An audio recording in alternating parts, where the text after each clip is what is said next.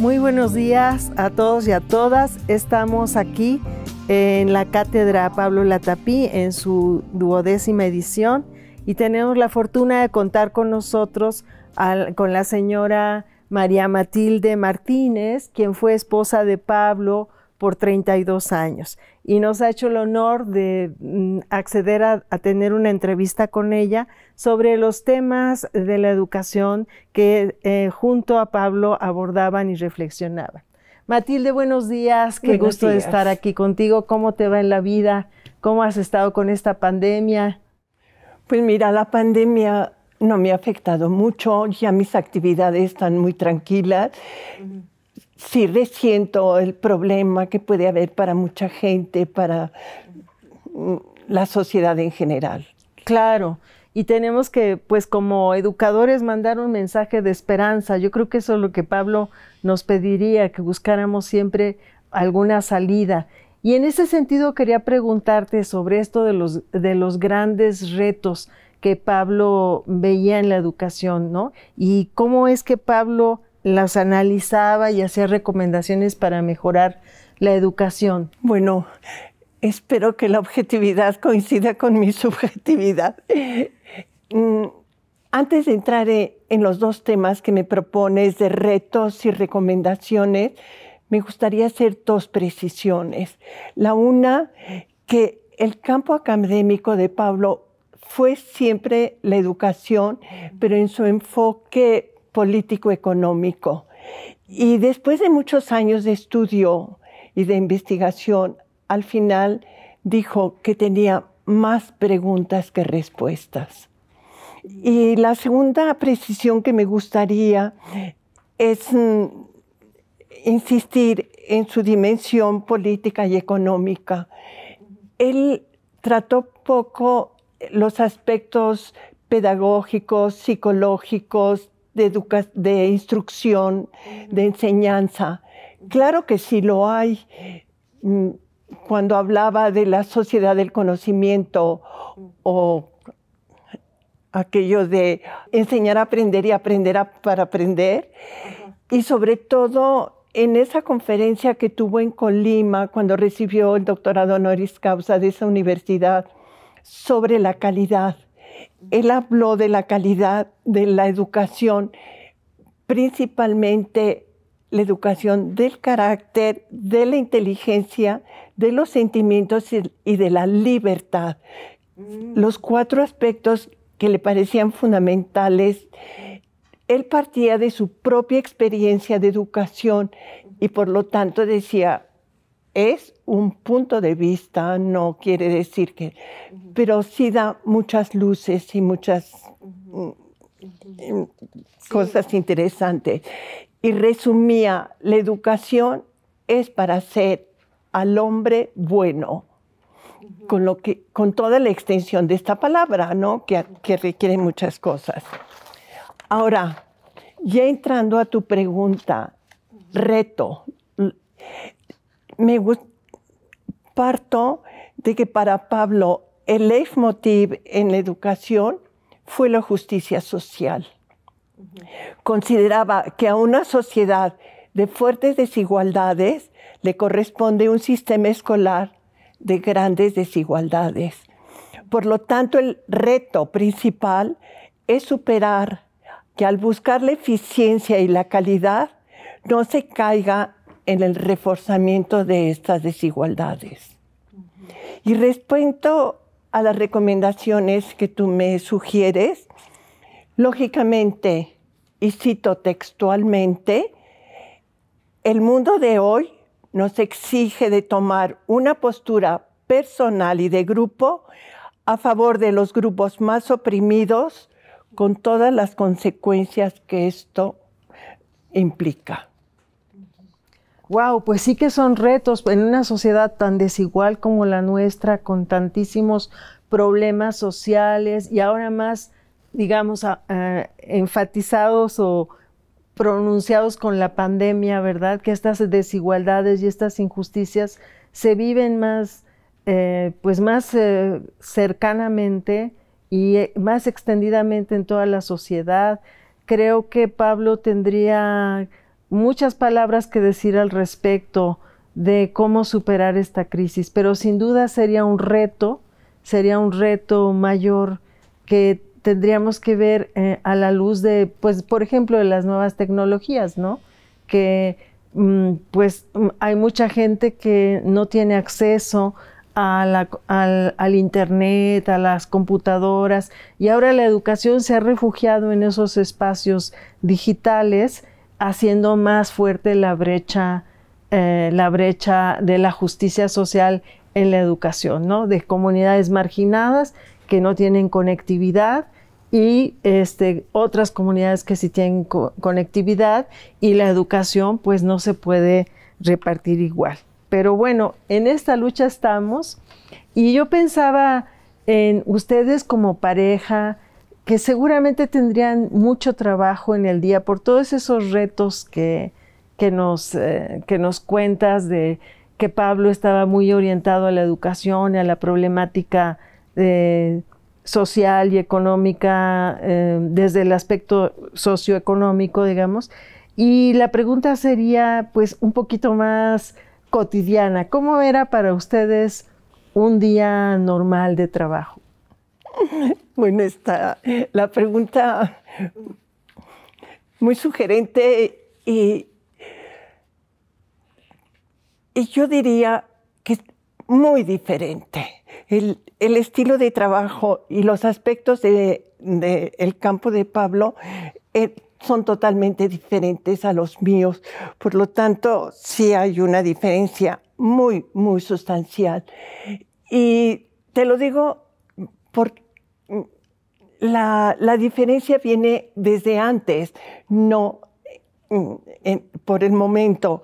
En primer lugar, te diría que la diferencia de familia de Pablo y mía, la familia de Pablo, donde vivió solo 15 años, pero la educación familiar es elemental, importantísima, era una familia más conservadora, preocupada por una formación intelectual y religiosa de cada uno de sus hijos, exigente, con raíces francesas muy cercanas que le daban una mentalidad media criolla.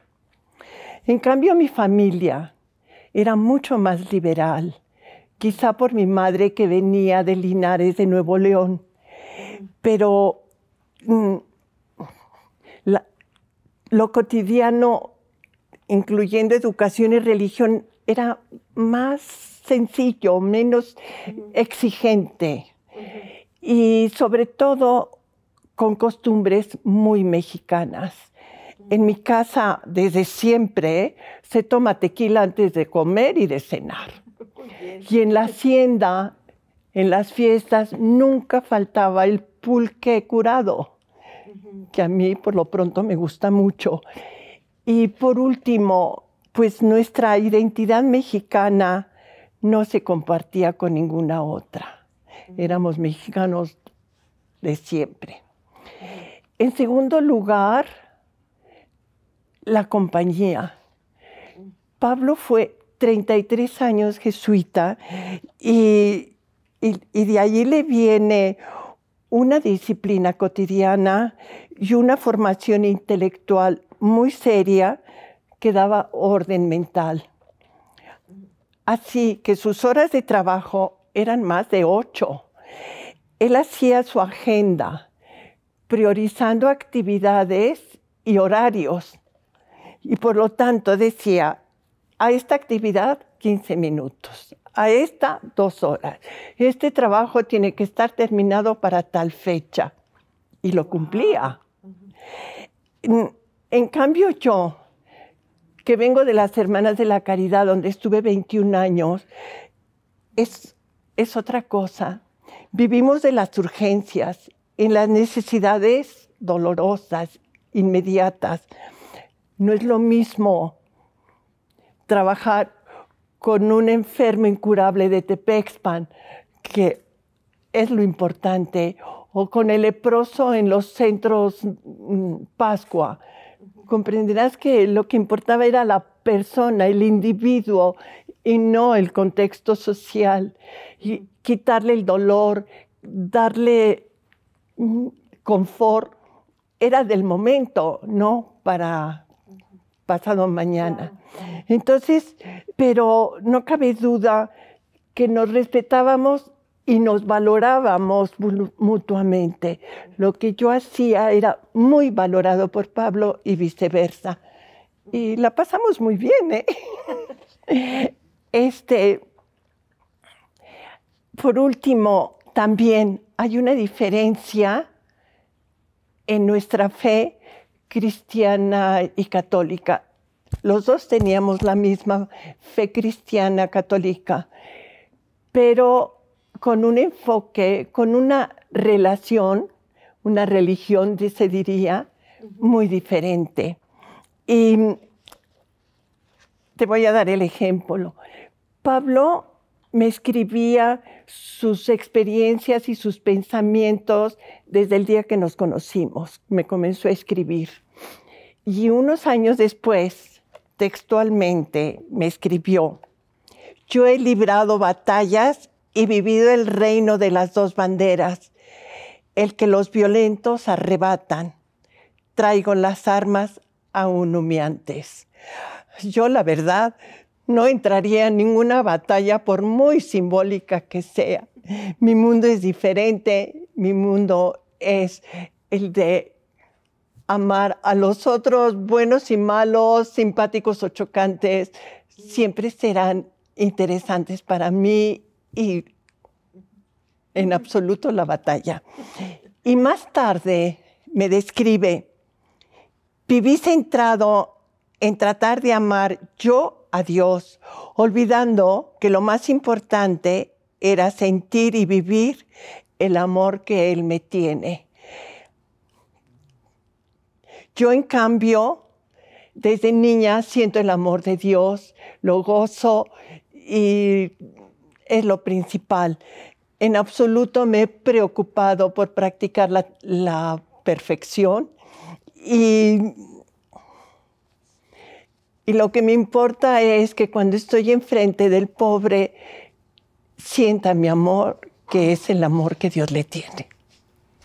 Pero muy complementario, porque hay una parte intelectual, una parte afectiva, hay una visión de lo macro y un interés por lo detalle, por lo micro. Hay un compromiso con la persona y hay un compromiso con la sociedad como un todo. La misma fe cristiana, pero vista desde diferentes ángulos, ¿no? Tienes razón, lo has expresado muy bien y creo que eso lo vivía muy, muy claramente Pablo. ¿Cómo le hacía Pablo y cómo le hacías tú para mantener esa actitud optimista, para tener ese optimismo y poder pues salir adelante y hacer propuestas y tener esa fuerza para trabajar? Pues mira, la disciplina que tuvimos de austeridad, de servicio, de renuncia de ciertas cosas, ¿no? Entonces, esa austeridad, ese estilo de vida te hace relativizar muchas cositas cotidianas, renunciar a tu punto de vista como único, agradar al otro principalmente, darle gusto al otro. Wow. Entonces, sí, te digo que fueron 32 años muy, muy realizadores. Matilde, pues Pablo era una figura muy importante, es una figura muy importante para nosotros. ¿Cuáles dirías tú que son los rasgos que son más importantes de Pablo, los más notables? Bueno, me vuelves a hacer pregunta difícil, que mi subjetividad coincida con la objetividad. Sí es difícil en tanta materia priorizar, pero te diré mis puntos de vista. Mire, en primer lugar, el rigor del estudio y la investigación. Se exigía mucho para que fuera muy coherente, muy exacta, muy veraz. En segundo, que a mí me gustaba mucho, exponer con mucho orden, claridad y sencillez. Tan claro que tú decías, pues ya me lo sé, porque lo hacía tan fácil, ¿no? En tercer lugar, el respeto para otros puntos de vista, para otras maneras de ser y de pensar. Mira, mis hermanos eran muy diferentes a él. Yo diría maleducados, mal hablados, sus bromas fuertes y muy lejos de una cultura del nivel de Pablo. Y llegaron a ser una empatía muy grande y el respeto que mis hermanos le tenían a Pablo, pero Pablo a mis hermanos, tan distintos, sí, me parece muy, muy agradable, muy de reconocerlo. Ahora, cuando había las diferencias, conservar la ecuanimidad y yo diría la modestia para no imponer sus puntos de vista. Otro rasgo muy importante es su firmeza en la búsqueda de Dios y la fidelidad a ese compromiso, a ese amor. Y mi resumen, yo conocí a un Pablo muy inteligente, culto, correcto, pero sobre todo paciente, condescendiente, generoso, muy tierno y amoroso. Ah, qué bien. Yo creo que de todo lo que has dicho podemos aprender mucho nosotros ahora en este tiempo como investigadores. El rigor, la disciplina, el orden, el trabajo constante. Estos son rasgos admirables, pero es más admirable aún la capacidad de transmitirlo con claridad, con sencillez y de respetar otros puntos de vista ajenos o incluso encontrados con uno, ¿verdad? No es fácil. En una persona con tanto conocimiento y con tanta cultura como él, pues reconocer que el otro puede tener la verdad es un acto de humildad que a mí me parece pues admirable. Y me parece muy admirable que estés aquí con nosotros para dar testimonio de la vida y del pensamiento de Pablo Latapí.